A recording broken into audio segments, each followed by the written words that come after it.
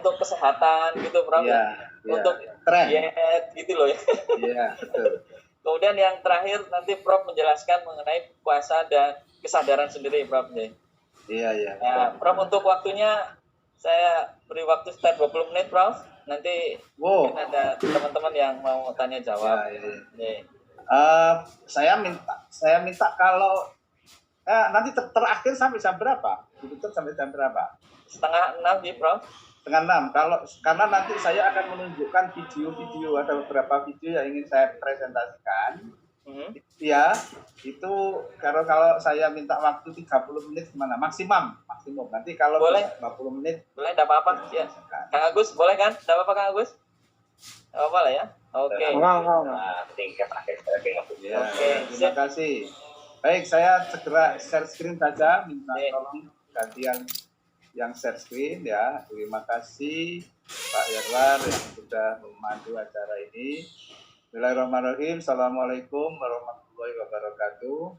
Waalaikumsalam warahmatullahi wabarakatuh. Alhamdulillah, syukurillah, salatu wassalamu ala rasulillah, la haula wa la quwata illa billah. Saya bersyukur kehadirat Allah hari ini bisa bersilaturahim dengan saudara-saudara di API. Sudah lama nggak pernah bertemu lagi. Kemudian yang khususnya ini salam untuk Pak Ketua, Pak Dr. Agus. Mungkin saya langsung saja presentasi. Saya share screen, ya ini.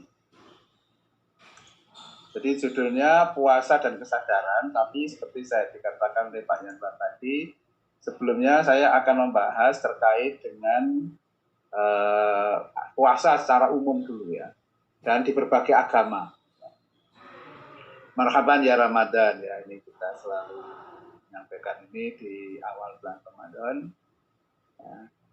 Nah ini ada Ramadan itu harusnya eat less, pray more, ya. Lebih banyak berdoa, lebih banyak kaisan, banyak apa kajian-kajian, banyak berpikir, baca Quran dan sebagainya. Tapi kenyataannya, wah makanannya melimpah ruah ya. Tapi tidak apa-apa, ini makanan yang melimpah dan penuh berkah ya. Jadi jadi dua-duanya, karena Islam itu selalu seimbang. Kita tidak hanya ke arah hablum minallah, hablum minanas, dan juga untuk kondisi kesehatan kita. Alhamdulillah ini luar biasa ini. Kita syukuri aja ini makanan yang penuh dengan berkah, ya, melimpah dan berkah. Nah, anak-anak juga kita banyak belajar ya pentingnya puasa. Ya, kita ada kesempatan untuk pendidikan anak-anak di masjid ya. Sholat taraweh ya, dalam suasana yang di akhir pandemi ini, mudah-mudahan pandemi ini memang sudah berakhir ya. Kita bisa melaksanakan ibadah dengan khusyuk ya. Kewajiban puasa saya kira sudah banyak dibahas oleh para ulama, para ustadz ya di surat Al-Baqarah ayat 123 itu. Dan yang perlu saya tegaskan di situ adalah ya ayyuhalladzina amanu kutiba alaikumusiyam kama kutiba alal ladzina min qablikum. Nah, ya, ta'alakum tatakum. Sebagai ya, diwajibkan kamu berpuasa sebagaimana orang-orang sebelum kamu. Nah ini dasar ini saya kemudian sedikit membahas terkait dengan puasa umat-umat terdahulu. Ya tradisi puasa itu sudah banyak sekali. Jadi puasa itu artinya menahan diri ya, tidak makan minum, tidak tidur. Ada juga puasa yang tidak tidur. Ya ada di orang yang tidak tidur itu. Puasa tidak tidur, artinya tidur di tempat tidur, tapi tidur di kursi, tapi sebentar, kemudian bangun lagi. Ada juga tidak bersentuhan dengan lawan jenis, ya, tidak bicara, tidak menyalakan api, macam-macam. Ini puasa-puasa, tidak makan daging, hanya makan air putih dan sebagainya. Ini puasa-puasa di berbagai belahan dunia ya. Nah ini puasa di agama Kristen disebutkan Katolik ya. Nabi Musa itu melakukan puasa 40 hari 40 malam. Ya. Kemudian Nabi Daud ya. Nah ini kita kenal puasa Daud itu. Kalau di dalam Injil disebutkan Daud tidak makan dan semalam berbaring di atas tanah. Itu di Injil. Ini ada Nabi Elia, Nabi dalam Bani Israel, Nabi Ayub ini tidak bersuara ini ya. 7 hari 7 malam tidak bersuara. Nah ini menurut Injil ya. Nabi Ayub itu seperti itu. Puasa di agama Katolik ya, hari Rabu Abu dan Jumat Agung seperti saat ini umat Katolik merayakan Paskah ini, Rabu Abu dan Jumat Agung itu mereka berpuasa. Kemudian di agama Buddha itu ada puasa hari Posata. Ini menurut penanggalan mereka sendiri. Wah, ini agama Hindu ya. Nah, istilah puasa itu sendiri itu berasal dari bahasa Sanskerta. Bahasa Indonesia itu mengambil bahasa Sanskerta, bukan bahasa Islam ini ya. Bahasa Islamnya saum ya. Kalau puasa itu dari bahasa Sanskerta yang terdiri upa dan wasa, di mana upa artinya dekat atau mendekat dan wasa artinya tunai. Nah, maknanya sama. Jadi puasa orang itu upawasa, artinya mendekatkan diri kepada Tuhan yang Maha. Jadi kalau kita mengenal bahwa di agama Hindu itu ada dewa-dewa dan sebagainya, sebenarnya dewa-dewa itu bukannya selain dewa-dewa yang mereka sembah, macam-macam itu ada juga Tuhan yang Maha Kuasa itu. Jadi kalau dalam tradisi Islam itu mungkin dewa-dewanya agama umat Hindu itu sebenarnya malaikat. Tapi di situ ada mereka juga percaya kepada Tuhan ya. Karena malaikat ada yang menurunkan hujan dan sebagainya. Nah ini ada dewa. Mereka mengatakannya dewa. Jadi ada kemiripan dengan akidah Islam ya. Itu kemungkinan seperti itu. Nah ini beberapa puasa di dalam agama Hindu, ada Siwaratri, ada Nyepi. Ya, Nyepi ini tidak makan minum total dimulai ketika fajar sampai fajar keesokan. Purnama dan Tilem. Tokoh-tokoh besar itu juga berpuasa ya. Termasuk tokoh agama Buddha Siddhartha Gautama. Ya, berpuasa di bawah pohon Rajayatama hingga tubuhnya kurus kering ya. Siddhartha. Nabi Musa ya 40 hari 40 malam, dan menurut Injil Matius Isa berpuasa 40 hari dan 40 malam di gurun Yudea. Nah kalau kita lihat Nabi Muhammad sendiri, jadi tokoh-tokoh spiritual, para nabi-nabi dan sebagainya semuanya itu berpuasa. Jadi puasa itu memang luar biasa sejak zaman dulu sampai sekarang. Nah, termasuk orang-orang modern, ya, orang modern itu terlepas dari masalah spiritual, jadi orientasinya sangat sekuler, jadi untuk kesehatan. Ya, ada beberapa kajian, ada yang namanya intermittent fasting. Ya. Jadi ketika fasting itu complete fasting, jadi fasting yang tidak makan apa-apa. Kemudian ada modified fasting, ya, very low in calorie. Jadi ada fasting tapi dimodifikasi sedikit, dan masih ada makan tapi kemudian ada feasting ya, di mana with no food restriction. Nah, jadi pola puasanya itu dipandu oleh kesehatan, untuk tujuan kesehatan. Nah, ini ada beberapa penelitian terkait dengan fasting di masyarakat Barat ya, the psychology of intermittent fasting itu. Ya. Nah, Pak itu sebagai terapi fasting itu dari sini. Fasting in mood disorder, biology and effectiveness, a review of literature.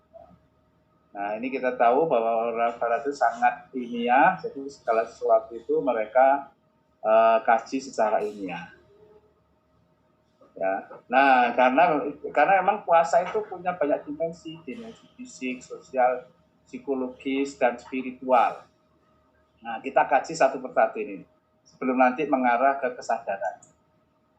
Nah, ini cerita yang sudah lama, tapi tampaknya perlu kita ingat kembali bahwa ada seorang ilmuwan biologis dari Jepang yang namanya Yoshinori Ohsumi ya, yang memenangkan Nobel Prize di bidang kesehatan tahun 2016 dengan meneliti fasting activity yang namanya autophagy.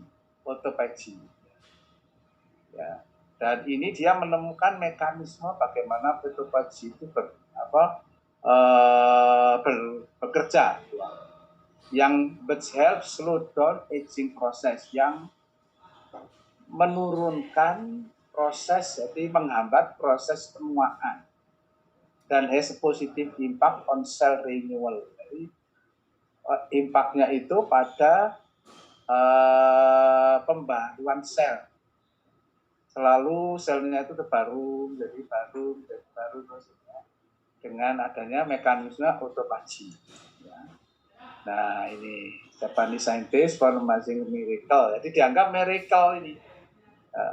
Dan itu sebenarnya seperti tadi kalau kita lihat puasanya orang Barat itu, mereka ya puasanya 1 hari 2 hari juga. Bayangkan kita itu 1 bulan penuh ya, puasa. Ya.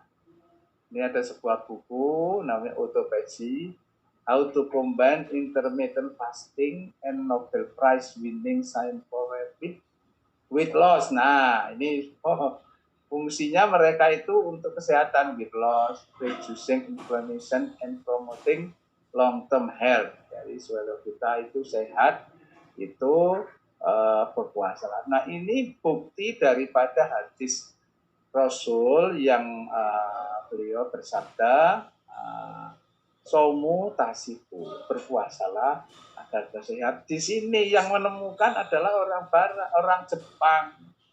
Ya, orang Jepang. Hadisnya orang Islam, tapi yang menemukan buktinya orang Jepang. Ya itu mungkin Allah memberikan semangat untuk orang Islam supaya juga mengembangkan ilmu menjadi ilmuwan yang menjadi pemenang Nobel Prize. Nah, tapi jangan kemudian itu kan sudah pernah ada hadisnya.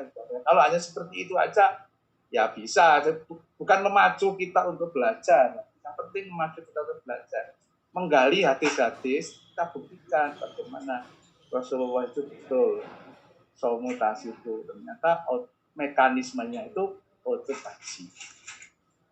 Dan nanti kita lihat ada beberapa video yang nanti saya tunjukkan tentang autophagy.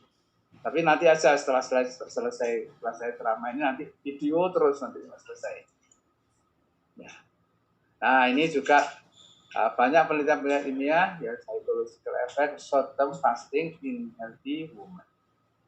Ya, kajian ilmiah ya. Dan ini ternyata hasilnya menunjukkan bahwa fasting itu ada meningkatkan sedikit iritabilitas. Jadi ketika di awal-awal puasa itu kadang-kadang kita muncul mudah tersinggung gitu loh, mudah sensitif, jadi mudah ragu, kadang-kadang bisa muncul rasa marah.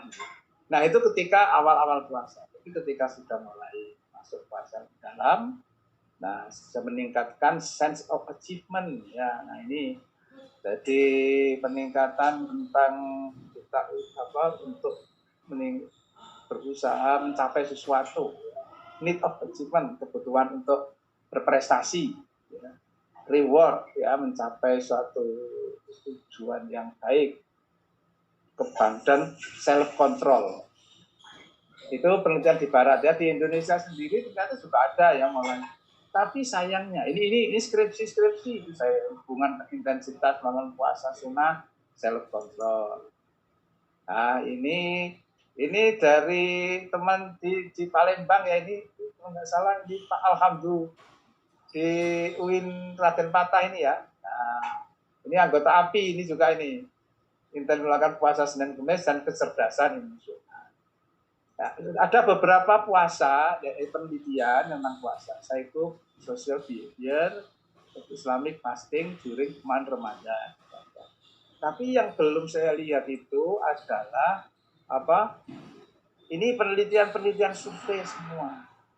Survei aja. Tapi penelitian yang eksperimental, ya. Nah, seperti yang dilakukan oleh Yoshinori tadi itu tentang autophagy, itu eksperimen. Nah, itu yang belum ada. Ya, belum ada. Saya cari penelitian yang eksperimen yang dengan menggunakan subjeknya itu berikan intervensi puasa, ya. Nah, itu belum ada, sampai sekarang belum karena dengan psikologis. Dan juga yang belum ada itu ini jadi puasa sebagai problem solving, ya, karena dalam Al-Quran sudah ada jelas ini. A'udzubillahi minasyaitonirrajim. Wasta'inu bis-sabri was-shalah. Dan mintalah pertolongan dengan sabar dan sholat.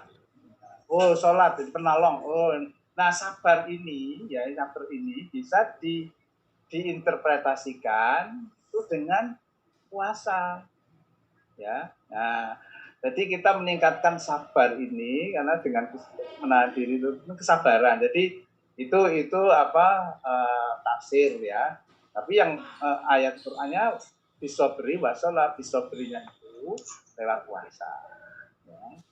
Nah, tapi belum ada penelitian tentang puasa yang untuk menyelesaikan masalah ini, ya, problem solving ini juga belum ada. Nah, ini menjadi inspirasi mungkin untuk teman-teman untuk mengembangkan psikologi Islam, ya, menggali kembali banyak tentang puasa ini supaya bisa menjadi baik aspek terapinya, klinis, sosial, pendidikan, macam-macam. Ya. Nah, sementara kalau dimensi spiritual itu yang paling banyak dikaji, yaitu puasa lebih bertakwa, ini tadi la'alakum tattaqun. Kemudian ini spiritual juga, ya, kita meningkatkan hubungan dengan Allah, hablum minallah, terutama di 10 hari terakhir, ya. Ini alhamdulillah kira-kira 5 hari lagi, ya, kita masuk ke 10 hari terakhir. Di situ kita bisa. Dan yang ingin saya gali lebih dalam saat ini adalah puasa itu meningkatkan taraf kesadaran. Nah, kesadaran itu kalau kita lihat ada yang kesadaran itu sebenarnya lebih, nanti kalau dalam psikologi Islam itu berhubungan dengan akal. Jadi rasio itu sebenarnya kesadaran yang kita sadari sekarang. Jadi ada memori, ada analisis, ada sintesis, ada comparing, ya, macam-macam. Gunakan akal, sadar. Seperti kita bicara sekarang sadar. Nah, kalau dalam psikologi Islam itu ada hati, itulah ketidaksadaran. Jadi hati itu sebenarnya kalau dalam psikologi itu ketidaksadaran, ya. Nah, puasa itu membersihkan hati dari hawa nafsu dan penyakit nafsu, sehingga puasa itu meningkatkan kesadaran. Mengapa hati itu saya katakan itu ketidaksadaran, ya? Oh, ini maaf kan, ini agak berapa terlewatkan ini filenya.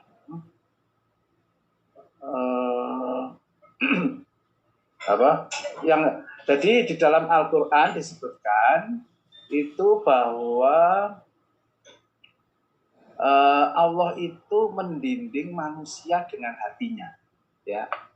Ada dalam hati manusia itu ada penutup, ya. Nah, berarti manusia itu tidak tahu isi hatinya sendiri. Jadi kita kadang-kadang tidak tahu bagian alam bawah sadar kita, ya. Nah, sehingga kita tidak tahu apa yang ada. Allah yang Maha mengetahui isi hati kita semuanya.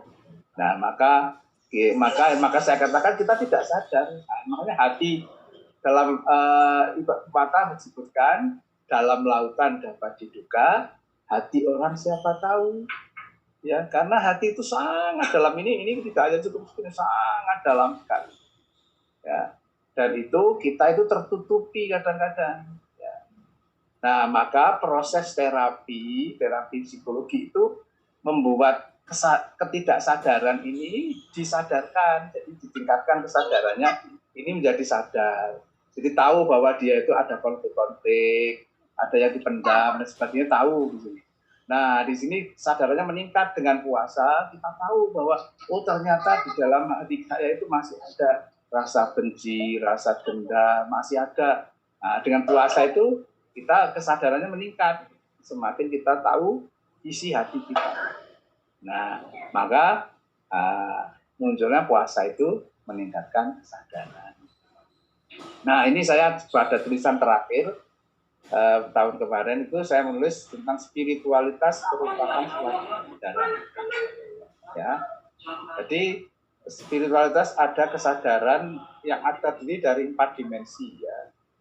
Ada kesadaran ketuhanan, ada kesadaran diri, ada kesadaran kemanusiaan dan kesadaran alam semesta. Ya. Nah, ini buku saya yang menulis paper tentang kesadaran itu. Ini bukunya. Jadi ini buku pemikiran Guru Besar UGM untuk Indonesia Maju tahun 2045. Di sini saya menyebutkan spiritualitas itu sangat penting sekali, bukan hanya agama, spiritualitas, ya. Nah, karena antara spiritualitas dan agama itu sama tapi tidak sama, ya. Artinya ada titik persinggungannya, tapi ada perbedaan juga dengan agama. Maka kita harus meningkatkan spiritualitas ini. Ini bukunya Faktor Spiritualitas di Era Indonesia Emas. Nah, di situ saya menyebutkan bahwa ya ini karena untuk kalangan umum saya sebutkan dan mengacu kepada sila pertama Ketuhanan Maha Esa, konsep spiritualitas sebagai kesadaran. Kemudian pentingnya kesadaran untuk pembangunan manusia Indonesia. Bukan hanya agama. Mungkin agama sudah sangat meningkat, sangat tinggi sekali, tapi spiritualitasnya yang belum. Ya. Nah, itu yang saya maksudkan. Nah, di sini saya memberikan pemikiran spiritualitas itu seperti ini digambarkan. Jadi ada sisi A, jadi ada segitiga, ya, A, B, C. Sisi AB ini adalah kesadaran diri, ya. Kemudian sisi AC ini kesadaran terhadap orang lain, dan sisi BC ini segitiga ini adalah kesadaran alam, ya. Ini kesadaran diri, kesadaran orang lain, kesadaran alam. Nah, kesadaran ketuhanan itu melandasi, ya. Yang lingkaran kecil itu kesadaran ketuhanan itu inti fondasi daripada spiritualitas. Selain itu juga melingkupi, ya. Ada lingkaran yang besar itu. Lingkaran besar kesadaran ketuhanan melingkupi. Jadi kalau kesadaran itu tidak didasari dan tidak dilingkupi oleh kesadaran ketuhanan, itu bukan kesadaran. Ya, jadi kesadaran itu spiritualitas, bukan spiritualitas. Jadi spiritualitas itu harus ada kesadaran kemanusiaan, kesadaran diri, kesadaran alam. Tapi yang sangat penting yang melandasi itu adalah kesadaran ketuhanan. Yang melingkupi itu juga kesadaran ketuhanan. Jadi kalau tidak ada kesadaran ketuhanan, hanya kesadaran orang lain saja, ya, itu bukan spiritualitas. Itu inti dari pemikiran saya. Ya. Nah, kesadaran ketuhanan itu sangat penting sekali. Ini tadi, ya, inti kesadaran ketuhanan sebagai itu sudah saya jelaskan. Inti dan fondasi sekaligus melingkupi kesadaran. Karena apa? Manusia itu ada insting ketuhanan, faith instinct. Kalau ini dalam psikologi agama ya. Nah, kalau di dalam Al-Quran itu adalah persaksian di alam alam rahim itu. Ya, alastu birabbikum, bukankah aku ini Tuhanmu? Dan pada waktu itu kita bersaksi bahwa Allah itu adalah Tuhan kita. Nah, itu masuk ke dalam alam ketidaksadaran. Jika kita tidak sadar kalau seperti itu, dulu pernah bersaksi seperti itu. Karena masuk ke dalam alam paling bawah, alam ketidaksadaran paling bawah. Nah, itu yang disebut alam, ada yang menyebutkan persaksian di alam Tuhan. La ilaha illallah. Nah, itu. Ini berdasarkan agama, ini saya tadi menyebutkan. Karena apa? Tanpa ada orang spiritualitas tanpa agama itu di barat itu sudah muncul ini. Tanpa agama. Jadi kita harus spiritualitas dengan agama. Ya. God, faith, and health ya. Jadi karena spiritualitas tidak dengan agama itu kadang-kadang hanya fokus ke masalah sekuler saja, public health, ya health dan sebagainya. Nah, kesadaran diri fisik, psikologis, sosial, ya, spiritual. The power of self-awareness ini sangat penting sekali ya. Nah, kemudian self-discovery, mengenal diri sendiri. Nah, kenalilah dirimu sendiri, kau akan kenal Tuhan. Ini nanti jalan menuju kesadaran diri. Ini kalau orang Jawa, untuk bisa menemukan diri yang sejati, ini Bima, ini dalam pewayangan Bima, itu di situ ada bertemu dengan dirinya sendiri dalam bentuk kecil setelah dia mengalahkan naga besar. Naga ini simbol dari hawa nafsu. Jadi di sini digambarkan Bima masuk ke dalam lautan. Nah, jadi alam ketidaksadaran. Dia mengalahkan hawa nafsu dan akhirnya bisa menemukan dirinya sendiri yang sejati. Nah, kesadaran orang lain yang ketiga ya, kalau humanity ya, kemanusiaan. Kita sadar bahwa kita itu hidup bersama-sama dengan orang hitam, orang kuning, orang kulit merah ya, seperti orang-orang Meksiko, orang hitam, orang Afrika, seperti itu. Nah, itu kita berlanjutkan ayat, kita diciptakan berbangsa-bangsa, bersekutu untuk saling kenal.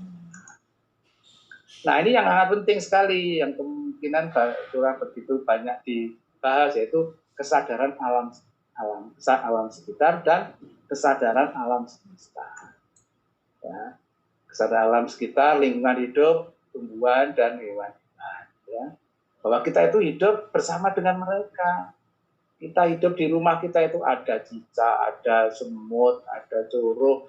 Itu bagian dari hidup kita. Jadi jangan dibunuh ya. Mereka itu hidup, silakan kalau mengganggu silakan diusir saja ya. Karena itu bagian dari ini. Nah, dengan tumbuhan ini hadis disebutkan sekiranya hari kiamat tidak terjadi sedangkan di tangan salah seorang di antara kalian ada bibit kurma, maka apabila dia mampu menanamnya sebelum terjadi kiamat maka hendaklah dia menanam.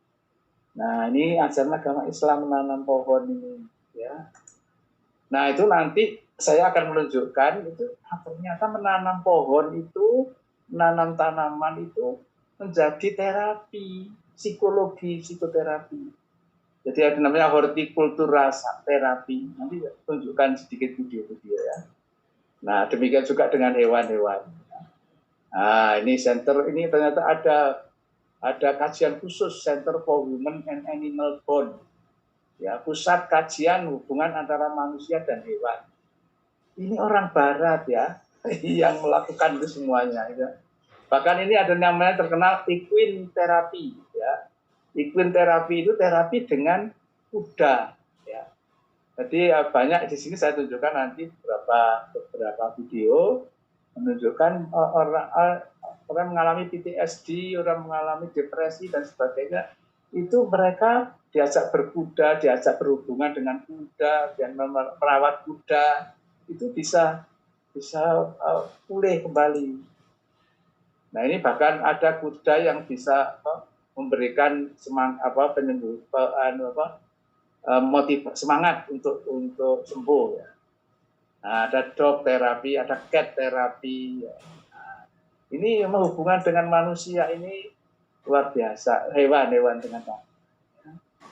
Nah, makanya kita tidak, ini saya mengambil terutama, mohon maaf ini dari meditasi Budi Buddha. Ya, kalau ini kesadaran alam itu sebenarnya ajaran agama Islam juga. Ya, makhluk-makhluk semua, ya, tumbuhan dan tanaman. Nah, kemudian yang terakhir, kesadaran alam semesta. Alam, kalau kita hidup di tengah alam semesta yang luar biasa, luas sekali, kita betul-betul harus merasa kecil di tengah-tengah. Jadi